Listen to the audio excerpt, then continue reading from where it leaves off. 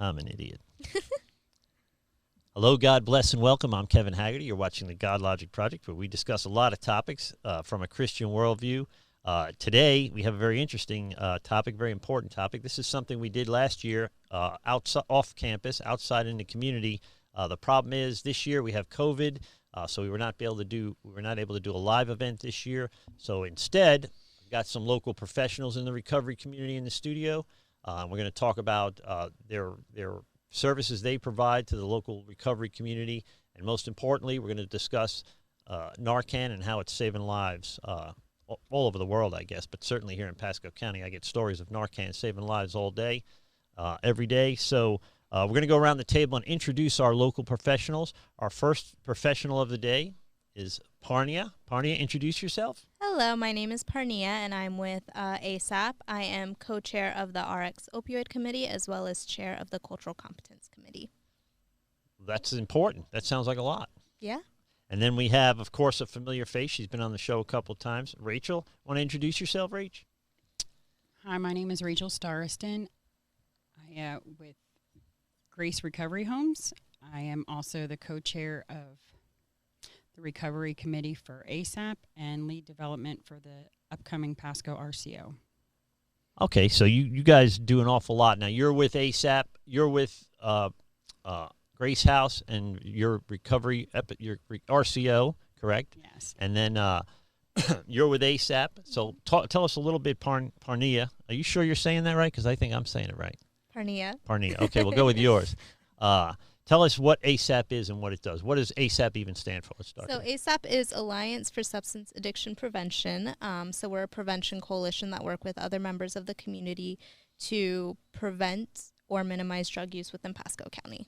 Okay, and certainly here, at least here in West Pasco County, but all over the country, all over Florida, that's a very big deal. Now, within the COVID crisis, my phone's ringing off the hook. It seems to be a bigger issue than before. Rach, tell us about what you do at Grace House and then the other things you're involved in. Grace House is a women's faith-based transitional living house in Pasco. We have 13 beds. We opened right before COVID, so it's been quite an experience. It is approximately a 6-month program.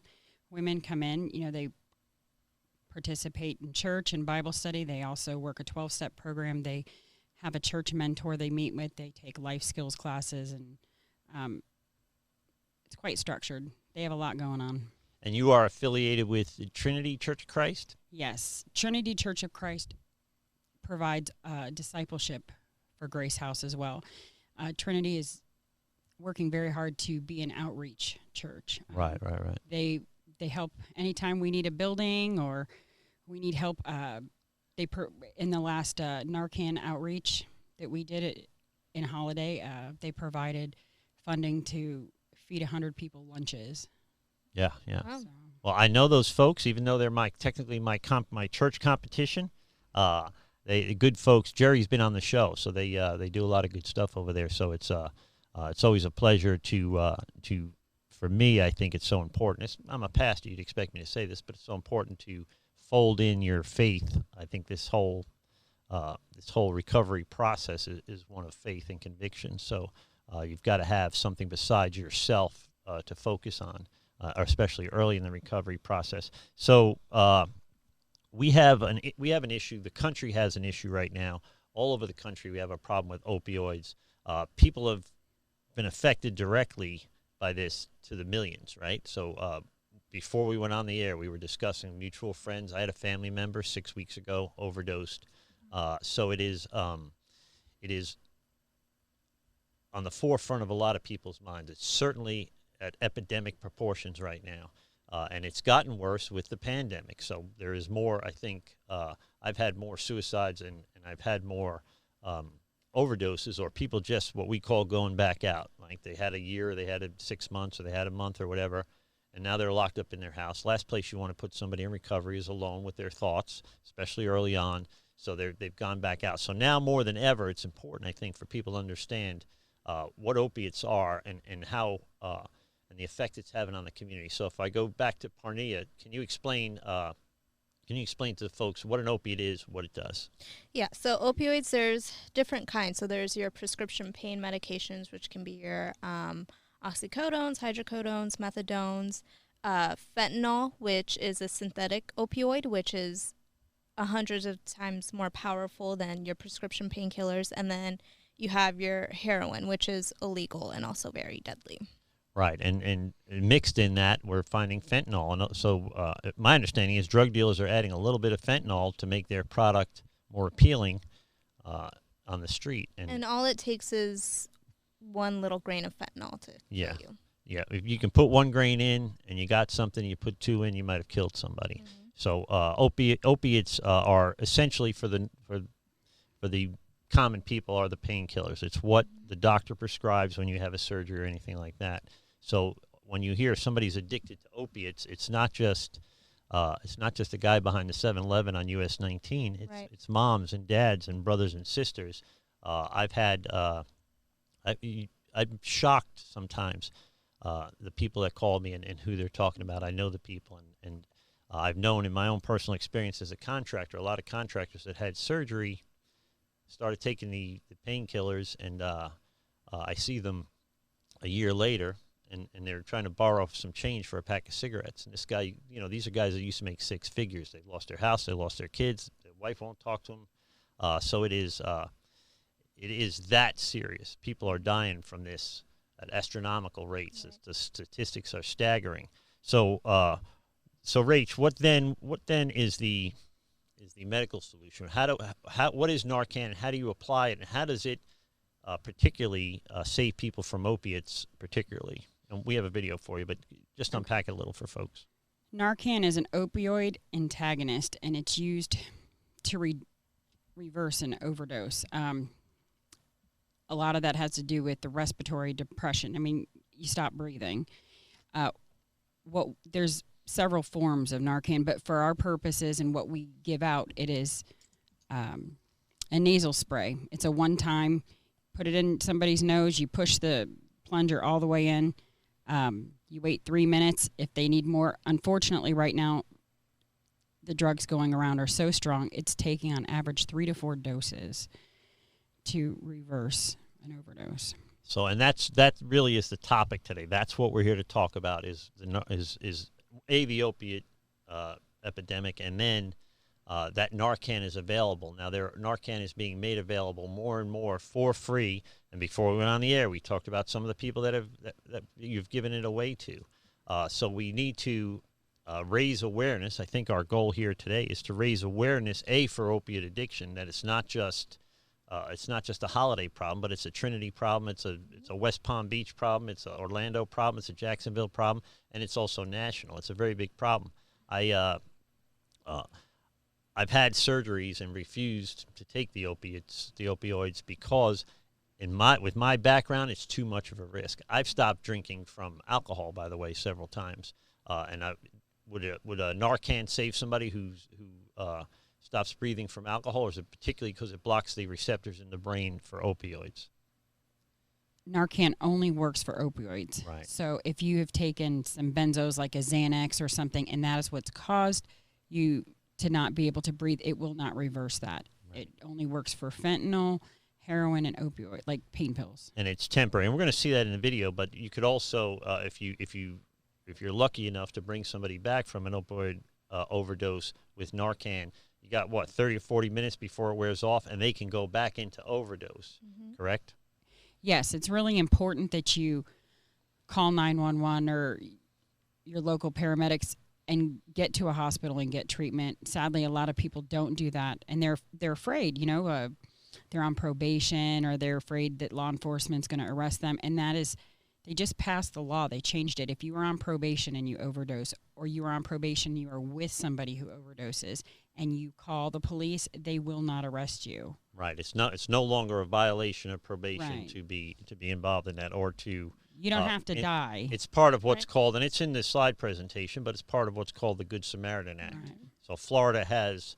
We got to hand it to them. I'm not a big fan of government, but Florida's government, both locally and statewide, is hitting this opioid epidemic thing head on. They're doing some real bold things, and of course the pharmaceutical companies are as well, making this stuff available. And then you guys being out there in the community, making sure that the right people have this. So before we go to the video, who should have Narcan on them? I mean, everyone essentially, but the most important are going to be your law enforcement officers, your doctors, pharmacists. Who else, Rachel? I think the most important people are the people who are actively using. If you use opioids or heroin, no judgment. You need to call somebody and get some. If you are a family member of somebody who actively uses, you know, I get calls from moms all the time that their kids are home. They're afraid they're going to die in their house. If you have a spouse, or even if you're parents, I've been giving it out to some teens who are worried about their parents as well. Yeah. So if you have a family, and again, it goes back to it should be everybody has this. So it's not just, again, for people in rough areas or for doctors and professionals. 70% of the people whose lives are saved from Narcan have had it administered by a layperson. So it goes to I keep it in the car, I keep it in the studio, I have it in the house because of the neighborhood that population that I deal with. But if you have a family member and there's no judgment, and that's the key. If you have a spouse or husband, a wife or husband that is taking pain medication, it may not be a terrible idea to have it. If you have kids, teenagers in their 20s, 30s, they're going to be exposed to the drug world, whether you live in Trinity or you live in Holiday. Does that make sense? So it's important that I think that people understand that everybody have access to this, and we don't really have an excuse because we're giving it away for free. On that note, guys, if there's anything the Godlogic Project can do for you, be it addiction or any kind of debilitating obsession that's keeping you from God's best in your life, please feel free to email me, godlogicproject@gmail.com. I have resources. I'm plugged into the recovery community and obviously the church community. I have resources all around the state and outside the state. If I can't provide some help for you, I'll find somebody that can. It's kind of the point of the Godlogic Project. I thank you guys, of course, always for supporting the ministry, subscribing to the YouTube channel, and all the financial support that's come in and helps to keep this thing going. So we have a video now of it's basically a PowerPoint slide presentation we're going to show. I'll put it on the screen now. So it's about 11 minutes long, and it's retired Pasco County Sheriff Art Rowland, my buddy. Give it up for Art. Woo! Woo! Yay, Art. That was lame. That was terrible. So he is narrating the slide presentation, and so that will be Officer Retired Deputy Sergeant or something like that, Lieutenant. Sergeant. I don't know what he was. I barely know the guy. We just lived together. So, so it is. This is kind of an overview of what you can expect from in the opioid process and in the Narcan process. This is brought to you, by the way, by Pasco ASAP, Trinity Church of Christ, and Grace Recovery Centers, which is the recovery houses, Christ-based, Christ-centered recovery house, faith-centered recovery house for women here in Newport Richey. Here's the video.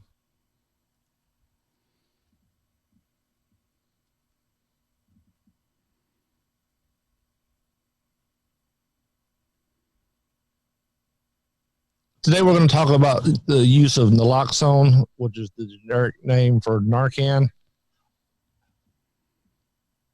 Like I said, this presentation is for informational purposes only. If you have any questions about any of the content, either medical or legal, contact a medical professional or a lawyer.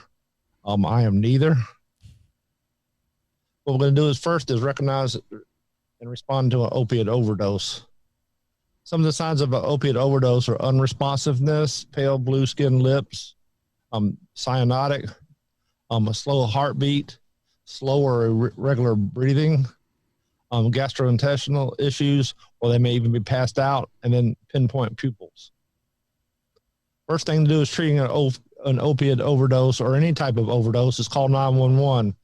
Get the emergency medical system responding. Check for responsiveness. Shake and shout, do a sternum rub. If no response, administer the Narcan. Monitor the person, and then if you need to, start CPR or rescue breathing. If you haven't done so already, I suggest that you take a CPR course and then place in the recovery position we'll go over in a few minutes. To check responsiveness, you lay the person on their back, make sure they have a clear air passage, make a fist with your hand and then press on your sternum of the unresponsive person.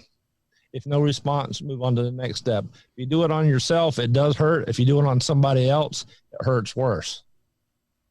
Administer Narcan, which is the brand name for Naloxone.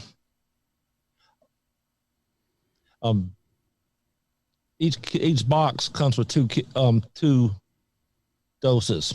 You spray the whole dose into the nostril, support the breathing, and in 2 or 3 minutes they should come around. If not, do a second dose. We discussed the recovery position. Tilt them on their side. One hand supports their head. The knee prevents them from rolling on their stomach. You do this that way in case they vomit. They won't aspirate any of the vomit into their lungs and cause more issues. Some of the myths of an opiate overdose is the reverse an opiate overdose is let the person sleep it off. It goes the same with the alcohol overdose. They may not wake up. Putting the person in a shower or give them a cold shower or bath, that's not going to work either. Induced vomiting, that could create more problems than it helps. They aspirate the vomit, have trouble breathing. Give them coffee or water, that doesn't dilute anything. Try beating them up, that doesn't work. And then I've never seen this, but injecting them with other substances, salt water, stimulants, milk, etc. I've never seen that done to somebody.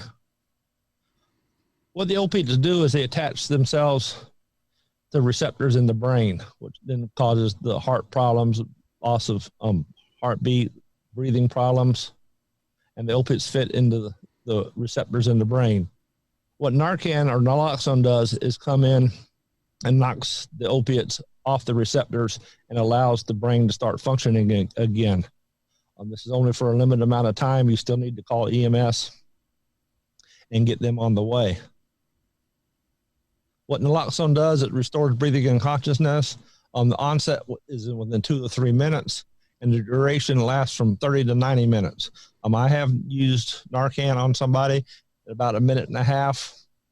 They came around. I gave them the Narcan, did a sternum rub, minute and a half. They come back to life with a startled look on their face. After the Narcan wears off, they will overdose again. You have to get them into the hospital, get EMS involved, and get them into medical care. Like I said before, the box of Narcan comes with 2 doses. You have the nozzle and the plunger on the dose. Insert that up one of the nostrils. If one's clearer than the other, use the clear nostril. Push the plunger all the way in. It delivers the whole dose. The Naloxone itself has a 2-year shelf life, keeps out of direct sunlight, and be stored in temperatures even normal for Florida. I keep one in my car. I keep one on my motorcycle. So it should have no problems. The side effects of Naloxone or Narcan is you can't overdose on it. If you give it to them and they don't have an opiate problem, or it wasn't an opiate overdose but some other problem, you're not going to overdose them on the Narcan. The withdrawal symptoms, fatigue, loss of bowel or bladder function, fever, sweating, upset stomach or vomiting, confusion, disorientation, increased heart rate or breathing, aches and pains. Some of these may be severe, but the alternative is worse. At least they're still alive. Narcan facts versus myths. Naloxone does not send the wrong message. If you have a fire, you have a fire extinguisher, you drive a car, you take a seatbelt. It doesn't encourage or increase drug use. I don't think anybody that's using drugs is thinking that, oh, if I overdose, they'll just give me Narcan.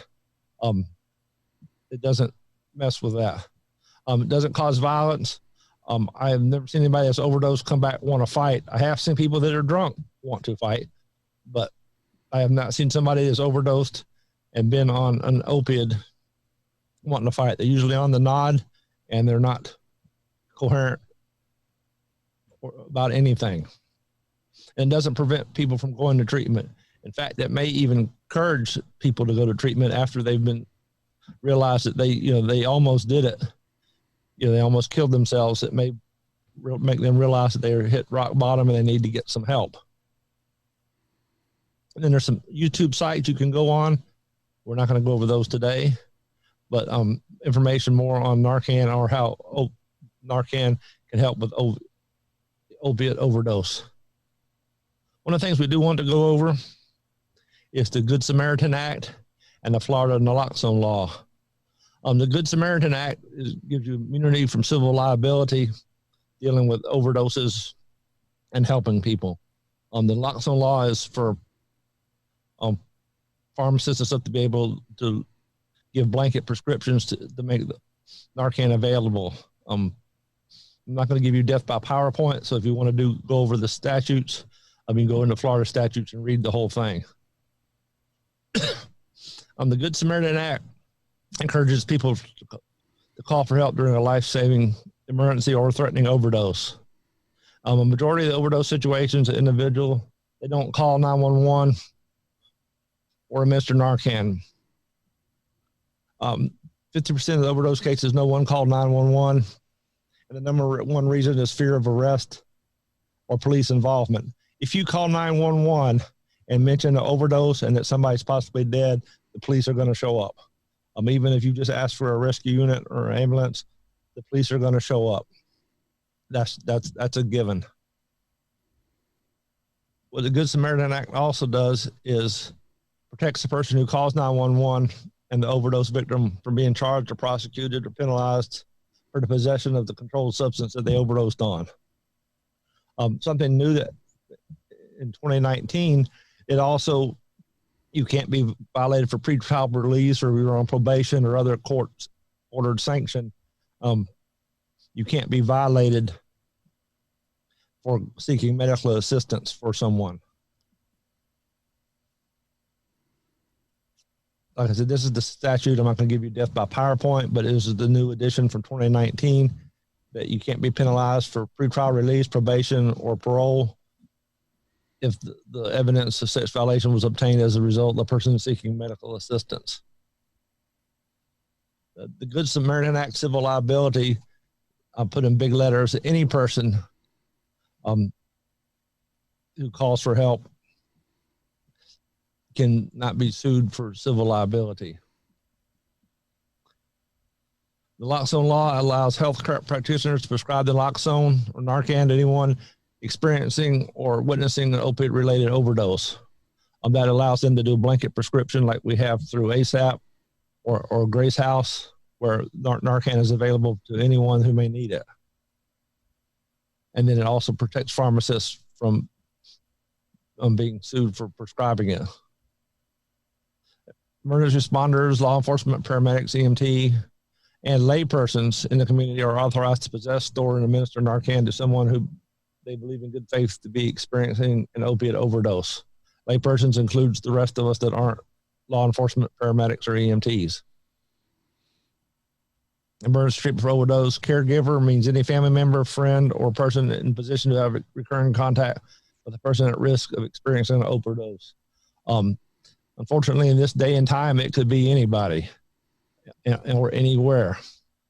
And inpatient means risk person experiencing an opiate overdose.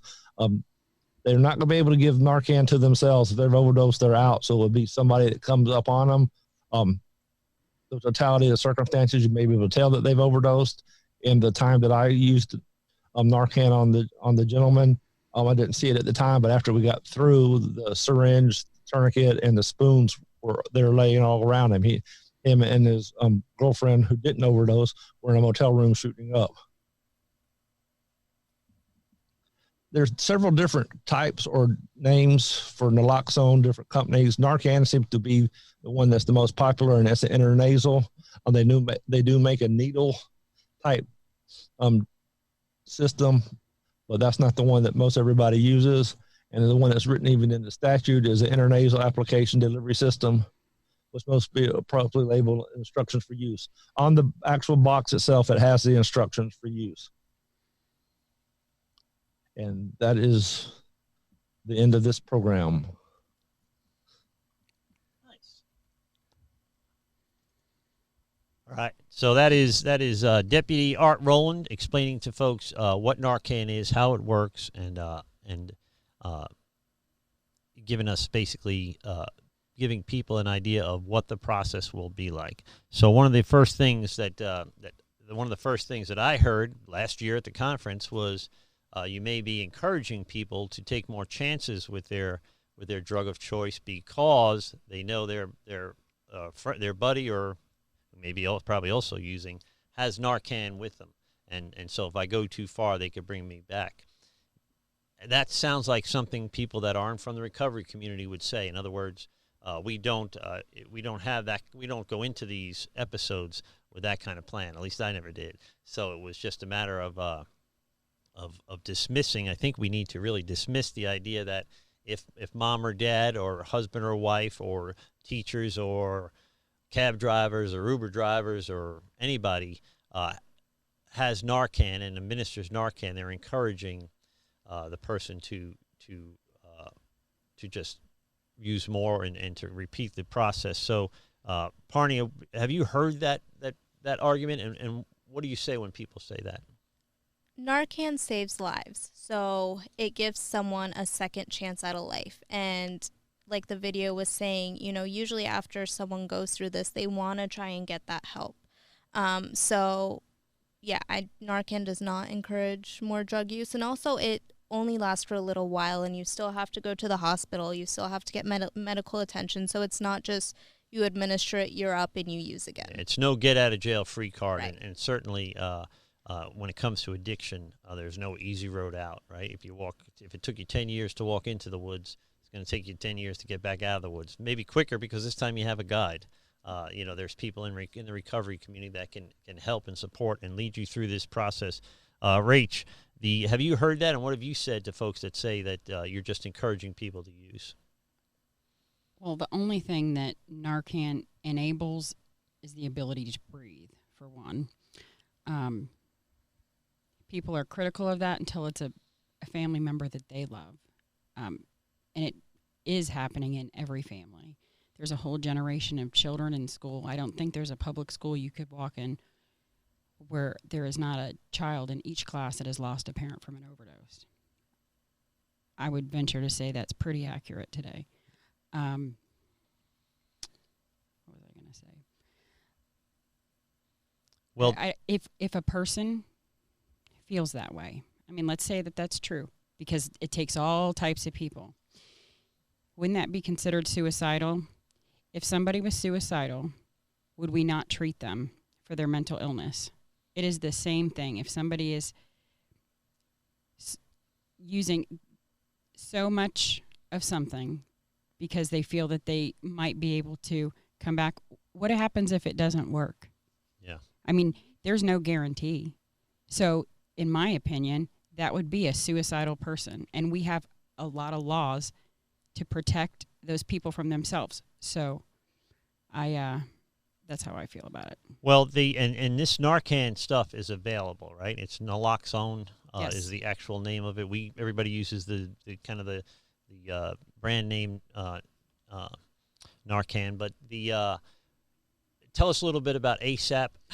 What have they set up? What are they doing to get this stuff back out? To get this stuff out in the community where it can actually be applied. It doesn't help if it's on a pharmacist's shelf. Right. So what ASAP is doing, the RX committee has partnered with Rachel, and we are working on a use only as directed campaign.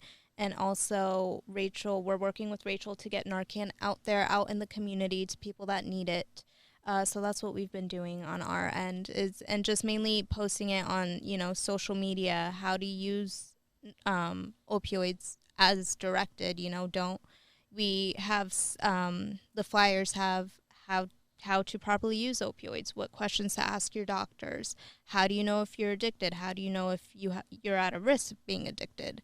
So we're really working through social media and throughout the communities. So then a place like ASAP is petitioning to get hundreds or thousands of doses of this stuff.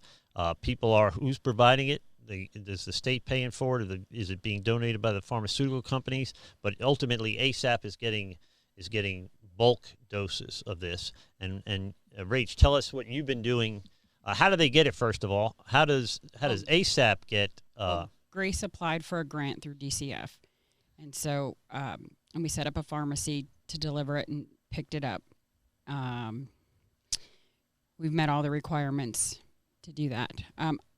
So UCF is paying for it? DCF. Department of Children and Families. It's a grant through Department of Children and Families. It works with nonprofits too. And then nonprofits like ASAP or Grace Recovery is able to get hundreds of doses of this, or thousands of doses of this. And then you've got this stuff. You get it delivered by a pharmacy. You got it in the house there. What's the next step? How are you getting it out to the community? Well, we put a label on every single box. My phone number is actually on every single box of Narcan that goes out that says, if you use this and need more, call this number. We will bring it to you. There's been some social media campaigns about free Narcan. I answer every phone call that comes into my phone, whether I know the number or not. I also get a lot of people reaching out on Messenger. They don't have phones. And they say, hey, we're here. Can you bring Narcan? So we've had some real boots-on-the-ground efforts that have taken place during coronavirus, and worked with the sheriff's office to get the hot zones of where they're having concentrated overdoses in a specific area. And so we've networked the same way we do in business with people actively using, and we get them to invite us down to their area. We bring some food, we bring lunches and water, and we give it out, and they don't have to have an ID. They don't have to tell us who they are. They don't have to pay for anything. They don't need to say anything. And we're not giving out just one box. People are afraid, they're afraid of law enforcement and stuff, and it's not law enforcement going, but somebody comes up and I ask, how many friends do you have that are using that you could pass this out to? 5, 10. We give them that many boxes. Right. We ask them all to play their part. We want to help, but we need them to help as well. And so, can I say this? We've had people come up, drug dealers, sending people and saying, hey, we'll pass it out. It is totally not my job to stop all that. This is a multifaceted issue. It's going to have a multifaceted solution. But they're even handing that out to people. Our goal, our primary purpose is to keep people from dying. So we are becoming more effective in getting it into the hands of those most vulnerable who are most likely to overdose. Well, this is exactly what needs to happen. So the goal isn't to cure drug addiction. The goal is to keep drug addicts alive enough that they can get help, that they can do the things that I've done in my life to grow past their addictions, right? So ultimately, the closer we are to, the closer the Narcan is to the user, the better chance of time to save this person's life. So I had a lady on the show less than a year ago, and she had heard us do our Narcan podcast, and then she called me up and said, I saved my son's life with Narcan 2 months ago. Remember, she came to the last year's event and helped us hand stuff out. So this is not somebody that you would think. This is not a family that you traditionally would think would have a drug problem. These are successful, young, handsome, good-looking gym guys going to school and with an opiate problem. So the idea is that everybody should have access to this, and it's readily available. Now, Art went over during the slide presentation. Art went over the Good Samaritan law. Can you explain a little bit, Parnia, what that means? How does that protect the person administering the Narcan? So if you are using drugs and someone you're with overdoses, like Rachel said, people are often scared to call the police because they could get in trouble. The Good Samaritan law protects you from that. So if someone overdoses and you have drugs on you and you call the police, you will not get arrested. You will not get in trouble. The EMS will come and help the person that is overdosed. Right. So the idea that you are in some kind of trouble if you do this, Rach. There are laws on the books. Art went over them. They're laws that protect. You have legal protection, even if you're on probation or anything like that. If you exercise the protections under the Good Samaritan Act and call 911 for your friend or loved one that's overdosing, and apply the Narcan to them, hopefully you have it, and that's where we come in. They are protected legally from any prosecution related to that instance. Correct? Is that how it works? Yes. And people can call on themselves, too. I mean, when you're revived, you only have a 30 to 90-minute window before you could go back into an overdose, non-breathing situation. It's really important that people call and get some emergency care services. Right. So this is a temporary block of the brain receivers that connect to the opioids. This blocks that temporarily, 30 to 90 minutes. You could literally go back into overdose and pass away. So the idea is not just to apply the Narcan. The idea is the first thing you do is call 911, start that process. And now you bring up an interesting point. I never thought of it. During that window, the person that was revived, just say you're amongst people that won't call on your behalf, you could literally walk down the street, call on yourself, and still get the desired results and of having 911. 911 intervention is mandatory with Narcan. You're not gonna take it and then you're home free. You've got a window of opportunity there, but if your friends are not going to take advantage of that opportunity, you need to do it yourself, and that's super important. What is the use only as directed? I heard you talk about use only as directed when you were speaking earlier, and I'm not super familiar with it. So explain to the audience, if you were to explain to somebody what that is in a minute or two, just so everybody has an idea of what that is. So the RX Opioid Committee has actually, the use only as directed is based out of Utah. So the RX Opioid Committee has started making flyers, kind of like I said earlier. So it's really to educate people on how to use prescription painkillers as directed. And our flyers, we made flyers that have lists of questions to ask your doctor, because oftentimes, we forget to ask these questions. So these flyers, have guidelines of what you could ask your doctor about if you're being prescribed opioids. And we're really working on getting the information out in the community, getting it, to libraries, gas stations, social media, everywhere, just so people can, see that information, and next time they go to the doctor's office, and also giving it to the doctor's office. So if they're prescribed opioids, they have these guidelines on, okay, this is what I need to do, so I'm not at risk for, being addicted. Well, that's a good point. People that don't have, at least my background, wouldn't think twice about taking a medication that the doctor gave them, right? So now when they write me, we talked about it a little bit off the air, I think, but right now they prescribe me pain pills. I would have to be in some serious pain, right? And so someone like me can't be trusted with any kind of painkiller or alcohol or anything like that. Now, that's me. That's people with my background. What about people that don't have that background and they say, well, it's from the doctor, it must be safe? Those people are particularly vulnerable, to the overdose, but even more so than that, to the addiction that comes with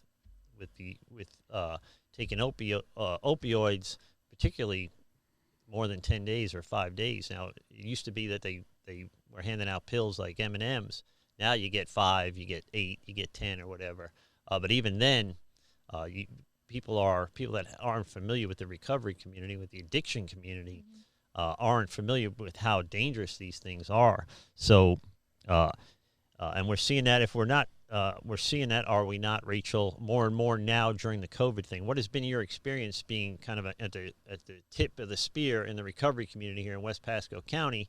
What has been your experience since in the last 10 weeks with the COVID outbreak?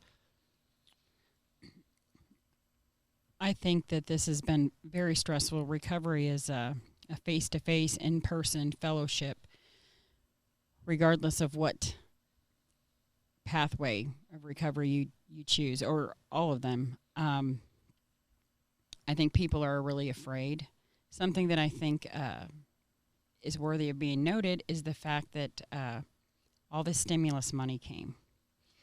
$1,200 to some people who have lived in active addiction for years. go $30 to $30, very hand to mouth. There's no extra money. You know, are we eating? Or are we smoking cigarettes today? And then you give people $1,200 that have never seen money like that. And there was no requirements to get that. And what happened? When that money started coming in, the overdoses skyrocketed. Yeah, and suicides as well. I'm getting, as a pastor, when I went into quarantine, I got busier. I didn't get slower. So in particular, I'll give you the folks a particular example.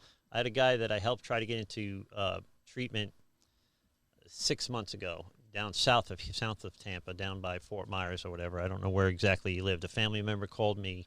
I helped them through the process. He was in recovery, going to meetings, picking up newcomers. Even though he himself was a newcomer, he had a car.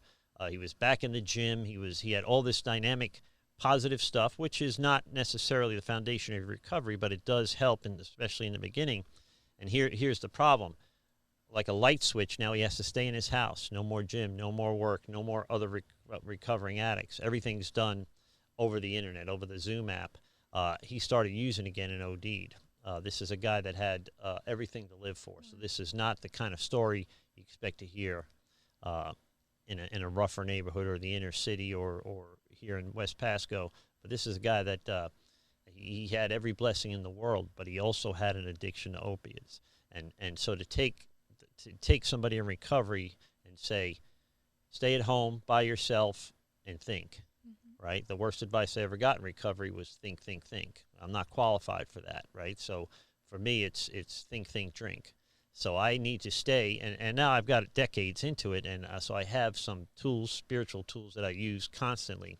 But that is just a single example of what I'm seeing with folks that are especially new in recovery, or perhaps they were faking it till they make it still, even if it's 2 years into it, and then all of a sudden there's nothing to fake, right? All the things that all the crutches you had that were keeping you sober, helping to keep you sober until you ultimately turned your life over to recovery process, that's all gone now.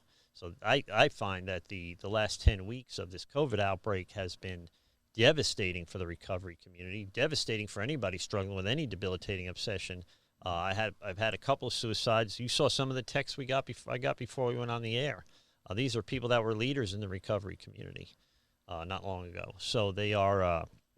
I think this COVID thing has had a tremendous impact on the recovery process. Now we social distance, but we've got to be very, very careful not to emotionally distance, right? So we need to stay plugged in. Now the Zoom meetings are great. I've been to a few of them. But is there mechanisms in place to reach out to people? Or one of the shows I did here, we talked about old timers who traditionally don't reach out to newcomers, but are available when newcomers call. Right? If you're not going to make the phone call, at least make the phone call. You're probably not. The harvest is plenty. The workers are few. Are there anything involved in? I know you guys are particularly involved in the recovery community. So what are you doing to kind of keep tabs on your new folks? You run a recovery home, so you keep tabs on them every day, right? Oh, I live there right now, so yes. You get a bunch of new women who, a lot of them aren't from the area, don't know anybody up here, and they're brand new. And then you have to tell them they have to stay in the house and can't go anywhere. It's so awesome. Yeah. And I, at the time, had a house full of introverts. I gave them a list. The meeting before a meeting and the meeting after the meeting in a 12-step program is quite important. That's where you build those relationships in your recovery capital. So we just gathered lists of numbers. Lists of old, new people in recovery, and the girls had to call and speak with 10 different women. This is a women's house every day. We set up meetings like outside.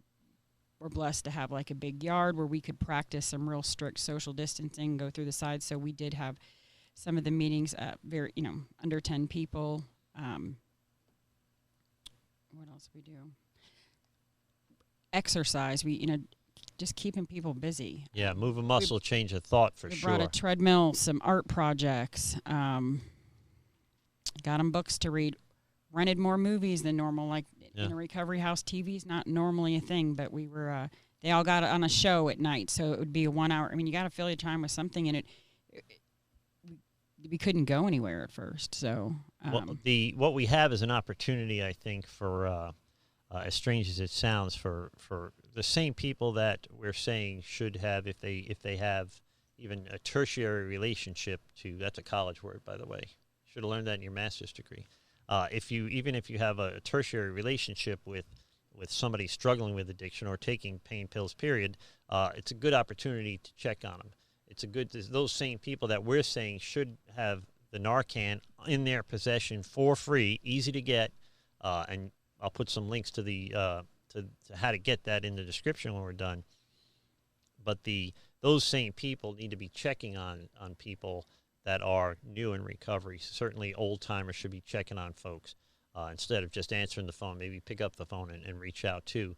Because right now the whole goal is, during this craziest year of my life, and I've had a long life, the most important thing in the recovery community right now is keeping people alive, that they stand a chance to recover at all. So if you have a family member, if you have a coworkers, things like that, and you've been lost touch with them, and you know they had an addiction problem in their past, in their background in the past, maybe a good idea to text them, reach out to them, see how they're doing. If there's anything we can do, of course, you can start by emailing me at godlogicproject@gmail.com. I will then put you in touch with the people that can best provide the services for you guys.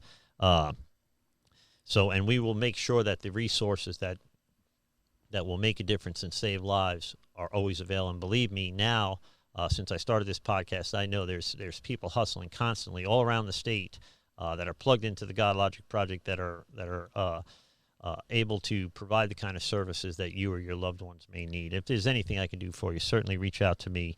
godlogicproject@gmail.com will get the ball rolling for you. There's terms of resources that are available. We're getting the Narcan out into the community. We are running recovery houses. We're still hosting and doing online meetings to a limited extent now in Florida. We're able to do in-person meetings. There is a never-ending supply of opportunity to recover from this. You just have to be able to plug into it. So is there an email that they can reach you at, Parnia? Yeah, you can reach at the ASAP email. I believe it's asap@pascoasap.com. I will figure that out real quick. Okay, and then of course, Rach, you put your information right on the Narcan packages. But if they needed, if they had a female family member wanted to get into a faith-based recovery house, how would they contact you? Rachel, Rachel, at gracerecoveryhomes.com. Okay, and so then they could also, obviously, I can contact you on their behalf or get you their information. It's Rachel Starosin. I get more people reaching out through Messenger these days that don't necessarily have phone service. Also, if somebody needs assistance and it's not necessarily a fit for my home, we would be more than glad to help them. Yeah, everybody kind of works together. We know each other, and everybody, it's not a competition. I joke around about my church being in competition with Jerry's church, but we're all pulling in the same direction. We're all serving the same kingdom. In this case, we're all serving the recovery community. So there's no back and forth. There's no competition between the services that you should ever have to worry about. And if there is, email me at godlogicproject@gmail.com, and I'll blow them up on the podcast. Well, actually, most of the recovery houses, the people who run them, we've kind of all kept in touch through this. You know, how can we help each other? Yeah. Resources, or this one drops off food to this house, or all of them came to get Narcan that needed it. If there's something that we're worried about, so we just want to see people stay alive and thrive, not just survive. Deputy Art's always, where you going? I got to go run this to this house, and I got to pick this and get this over there, and so there are people all over the county that are really trying to make a difference. We're going to wrap it up now, Parnia, and if we're going to take a second and just kind of, somebody stops you on an elevator, wants to know what you do, what would you tell them, and what would you tell them to do to get involved if they needed help, or if they just wanted to get involved and help? How could they do that?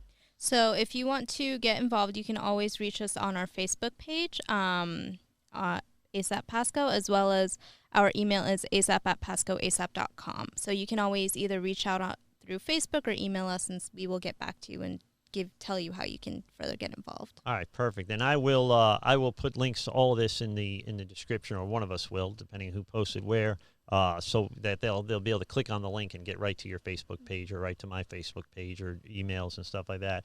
But Rach, you're on an elevator with someone. You got 2 minutes to explain what you do and how they can play a role in it. What do you tell them? The greatest area to get involved in would be we're building a recovery community organization called an RCO. It will hopefully be a brick and mortar building, but now it's like a one-stop shop for resources. There is recovery coach training, all this Narcan that's been passed out. That working through that, they do a lot of advocacy. Without advocacy, nothing changes. Try to help people get into some tangible services. You can look it up on Facebook, Pasco County Recovery Community Organization. We were in the process before coronavirus of getting a name and all that stuff. And so the next 2 weeks, we will be starting that. They could check out the dates and plug them into the meetings if they go on Facebook. Because it kind of paused for a minute and everything's just getting rolling again. All right, excellent. So that is, we're at about an hour. It worked out perfectly. I want to thank you guys certainly for watching. If there's any information you thought was lacking from here, certainly Facebook is a very common way to reach all of us. We have Godlogic Project on Facebook. We have ASAP on Facebook. We have Grace Recovery Homes on Facebook. We will be there to help you through this process. This is the whole reason we do the things we do. It was a pleasure having you ladies. Thank you for being in here today. It's nice this year we have air condition, unlike last year. Nice, yes. And maybe next year we can meet in public like we did last year and actually hold an event and hand it out there. And the new normal, if that's what this is going to take a little getting used to. It's going to take a little adaptation, things that certainly recovery people like me, people on this end of the recovery process, aren't real good with change. So you have some parting thoughts, Rach? I do. If anybody is aware of an area that they know people that are actively using and could benefit from Narcan, please reach out to me, because we're always looking for somebody to help us navigate those areas. People trust people they know. We're looking for areas in Hudson to be able to go. We're looking for areas in Moon Lake. We're also looking for somebody over by like Green Key. It's no questions asked. It's completely free. We'll bring food. Tell us what you need, and we'll come for an afternoon and try to help you out. Also, it's important to note that if we come out to an area and we're trying to help those people, nobody is preaching about rehab to them. This is strictly harm reduction. They know we're here when they're ready. There is no judgment. Nobody's going to try to change what they're doing if that's what they want to do. We just want to keep them alive and as safe as possible. Yeah, and that is, folks, you just heard that directly from the heart, and I think she spoke for all of us in the recovery community, the way she said that we've been where you are. These opportunities are available, and the opportunity to save a life that maybe there is recovery in that person's future down the road is the key. So what you don't understand is we in the recovery community are not bored, right? We stay very, very busy. The harvest is plenty and the workers are few. So it is not like we spend any time, or I don't know about you guys, I don't spend any time at all walking up and down US 19 trying to find a drunk or a drug addict that I might be able to save. But when somebody calls me, when they need, when they have a family member or they themselves need help, we in the recovery community tend to stop what we're doing and make sure that help is there, because 30 years ago somebody helped me when I wasn't worth helping. So